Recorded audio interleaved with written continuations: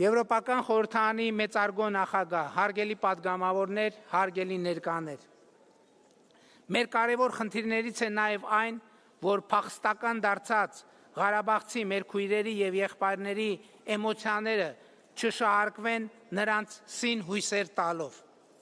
Մեր ռազմավարությունը այս հարցում շատ հստակ է։ Ղարաբաղցի մեր քույրերն ու եղբայրները պետք է ստանան Հայաստանի Հանրապետության քաղաքացիություն եւ առհավետ տնավորվեն Հայաստանի Հանրապետությունում։ Մենք արդեն սկսել ենք նրանց բնակավորման ծրագիրը, որի շահառու են դարձել 4886 ընտանիքներ այս պահի դրությամբ։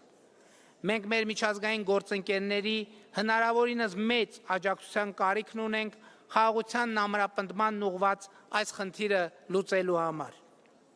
Հարգելի ներկաներ, մեզ քննադատում են հաճախ, թե Հայաստանի եւ Ադրբեջանի միջև հաստատված խաղաղությունը կատարյալ չէ, բայց խնդրում եմ ասեք, իսկ որտեղ է խաղաղությունը կատարյալ, որտեղ կա կատարյալ խաղաղություն եւ որտեղ է եղել ու երբ։ Եվ ընդհակառակը խաղաղության նկատմամբ խնամք տանելու կամքն է,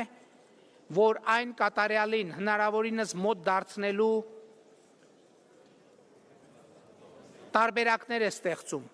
եւ մենք այսպես ենք մոտենում բոլոր հարցերի,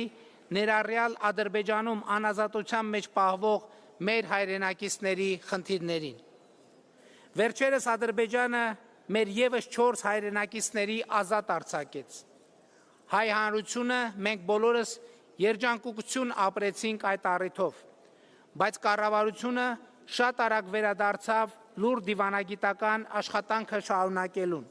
հանուն մյուսների վերադարձի, որովհետև համոզված եմ, եթե նախորդիվ լուր դիվանագիտական աշխատանքի ոճը չընտրեինք, հունվարի 14-ին մեր 4 հայրենակիցների վերադարձը տեղի չէր ունենա պարզապես։